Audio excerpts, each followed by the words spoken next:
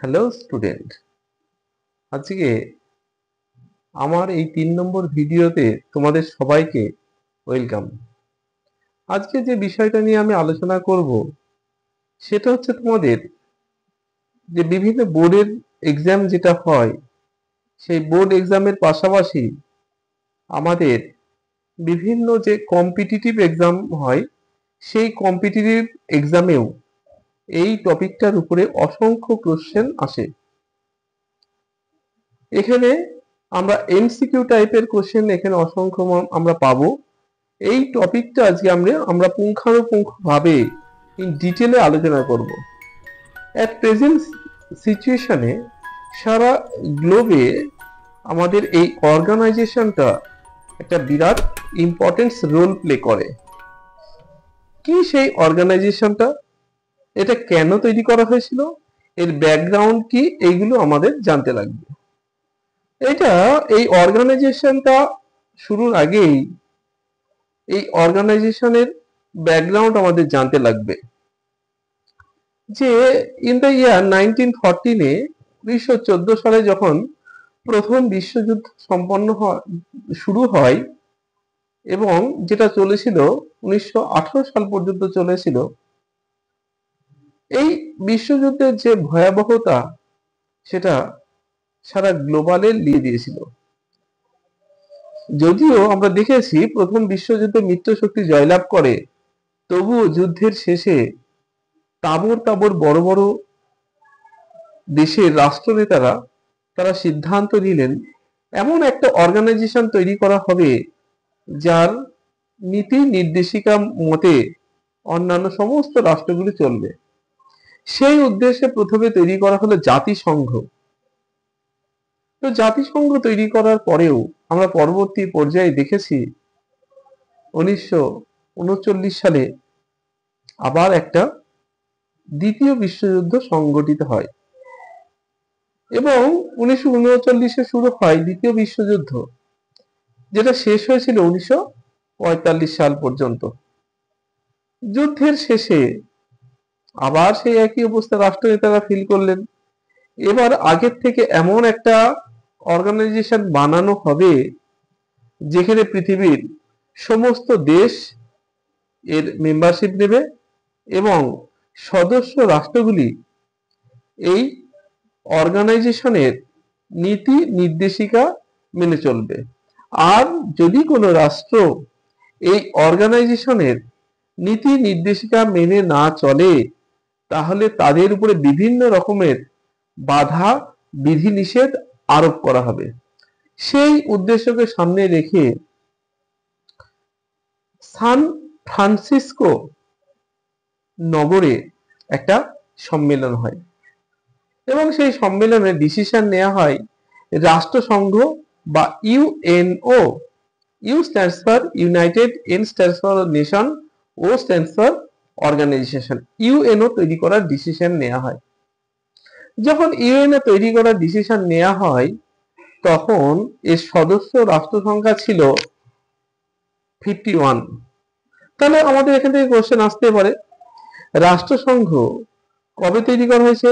1945 সালের তারিখ 24শে অক্টোবর। তাহলে সেই সেন্সে কিন্তু 24শে অক্টোবর দিনটিকে বলা হয় রাষ্ট্রসংঘ দিবস। আমাদের বিভিন্ন পরীক্ষাতে আমরা চাই ছেলেমেয়েদের কাছে যে রাষ্ট্রসংঘ দিবস কবে? 24শে অক্টোবর তারিখটি।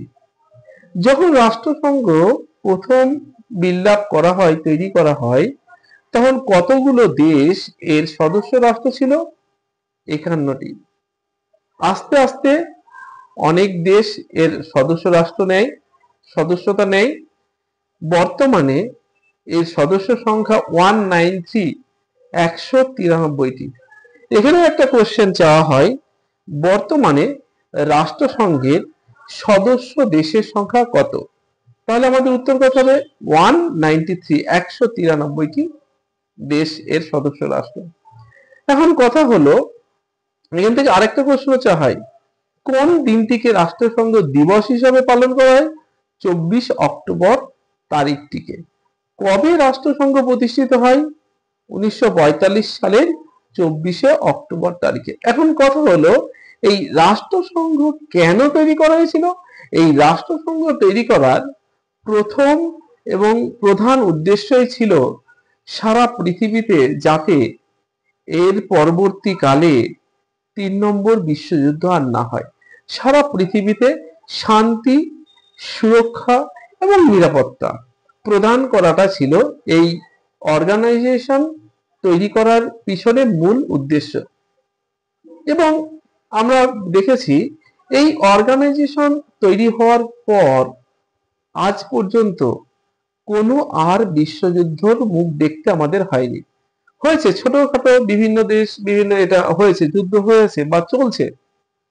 যখন আমরা বর্তমান সময়ে আমরা দেখছি ইরাক, ইরানের উপরে আগ্রাসন, এরপরে আমরা দেখছি যে বিভিন্ন রাশিয়া এবং ইউক্রেন কনফ্লিক্ট, বিভিন্ন দেশের মধ্যে ইন্ডিয়া পাকিস্তান কনফ্লিক্ট, তো বিভিন্ন দেশের মধ্যে নানা রকম তাদের সমস্যা রয়েছে এবং তার বিবাদ মেটানোর উদ্দেশ্যে রাষ্ট্রসংঘ কিন্তু অনবরত কাজ করে যাচ্ছে।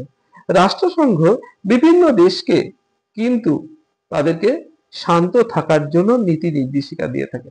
যদি কোনো দেশ রাষ্ট্রসংঘের নীতি নির্দেশিকা না মেনে চলে, তাহলে বিভিন্ন দেশের উপরে রাষ্ট্রসংঘ বিভিন্ন রকমের বিধিনিষেধ আরোপ করতে পারে, বিভিন্ন রকম ভাবে তারা বিধিনিষেধ আরোপ করতে পারে। এখন কথা হলো যে এই যে রাষ্ট্রসংঘ তৈরি হলো, তাহলে তো সবার তো মেনে চলা উচিত, কিন্তু আমরা দেখেছি এই রাষ্ট্রসংঘ যে যখন তৈরি হলো, তার অনেক অংশে রাষ্ট্রসংঘ সফল, যে পৃথিবীকে অন্য কোনো যুদ্ধের মুখ দেখতে হয়নি। আবার অনেক অংশে আমরা দেখেছি যে নানা রকম অস্থির পরিবেশ একটা সৃষ্টি হয়েছে। এখন রাষ্ট্রসংঘ যে তৈরি হয়েছে, এই রাষ্ট্রসংঘের মুখ্য কার্যালয় কোথায় অবস্থিত? এই রাষ্ট্রসংঘের মুখ্য কার্যালয় হচ্ছে নিউ ইয়র্কে, আমেরিকা যুক্তরাষ্ট্রের নিউ ইয়র্ক শহরে অবস্থিত। এখন এই রাষ্ট্রসংঘ, তাহলে আমরা এখানে কি কি শিখলাম? প্রথম বিশ্বযুদ্ধ কবে হয়েছে? 1914-তে শুরু হয়েছে, শেষ হয়েছে কবে? 1918-তে শেষ হয়েছে। জাতিসংঘ কবে তৈরি হয়েছে? প্রথম বিশ্বযুদ্ধের সমাপ্তিতে 1918-তে। লিগ অফ নেশন, এর পরবর্তী পর্যায়ে আমরা পেলাম রাষ্ট্রসংঘ। রাষ্ট্রসংঘ তৈরি হলো 1945 সালের 24। কোন দিনটিকে রাষ্ট্রসংঘ দিবস হিসেবে ঘোষণা করা হয়? 24শে অক্টোবর তারিখটিকে রাষ্ট্রসংঘের দিবস হিসাবে ঘোষণা করা হয়। রাষ্ট্রসংঘ তৈরির সময় কতগুলো রাষ্ট্র এর সদস্যতা পদ নেয়? 51টি রাষ্ট্র। রাষ্ট্রসংঘের মুখ্য কার্যালয় কোথায় অবস্থিত? সেটা আমেরিকা যুক্তরাষ্ট্রের নিউ ইয়র্ক সিটিতে।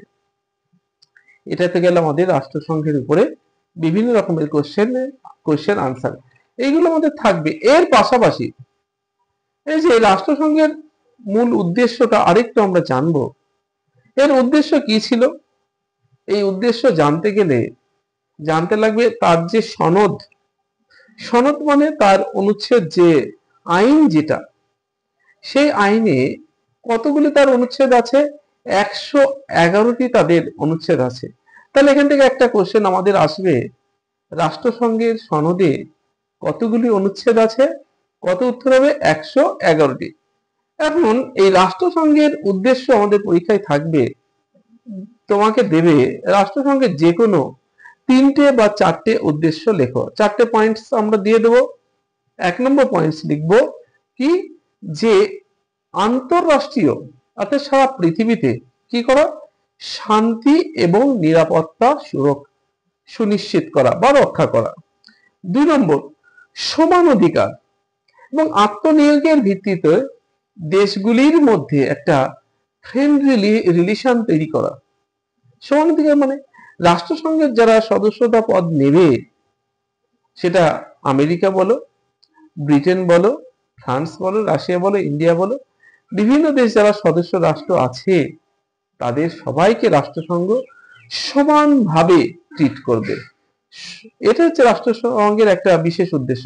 কাউকে বেশি অগ্রাধিকার দেয়া বা কাউকে কম অধিকার দেয়া, কম ফেসিলিটি দেয়া, এগুলো রাষ্ট্রসংঘ করবে না বলে তাদের সনদে উল্লেখ করা রয়েছে। এরপরে আমরা দেখব রাষ্ট্রসংঘের যে বিভিন্ন রকম অর্গানাইজেশন গুলি রয়েছে, কোনোটা অর্থনৈতিক অর্গানাইজেশন, কোনোটা সামাজিক প্রতিষ্ঠান, কোনোটা সাংস্কৃতিক প্রতিষ্ঠান। এই প্রতিষ্ঠানগুলোর কাজ হচ্ছে সারা পৃথিবীতে আর্থিক, সামাজিক, সাংস্কৃতিক বিভিন্ন যে সমস্যা আছে সেই সমস্যাগুলোকে সমাধান করে মানুষের কাছে পৌঁছানো, মানুষের কাছে পৌঁছিয়ে সারা পৃথিবীতে শান্তি এবং নিরাপত্তাকে সুনিশ্চিত করা, এটা তার একটি অন্যতম মৌলিক অধিকার। এখন এই যে সদস্য যে দেশগুলি আছে রাষ্ট্রসংঘের, এই সদস্য দেশগুলির মধ্যে তাদের ম্যান টু ম্যান, মানে একজন মানুষ আর একজন মানুষ, একটা রাষ্ট্র যেমন ইন্ডিয়া, আমেরিকা, এই দুটো রাষ্ট্র যে একজন আমেরিকান একজন ইন্ডিয়ান, এদের মধ্যে যে ম্যান টু ম্যান যে সম্পর্ক, সেটা উন্নতির জন্য রাষ্ট্রসংঘ কাজ করে চলেছে, এটা তাদের একটা অন্যতম উদ্দেশ্য। তাহলে আমরা আজকে কি শিখলাম? রাষ্ট্রসংঘের উদ্দেশ্য শিখলাম।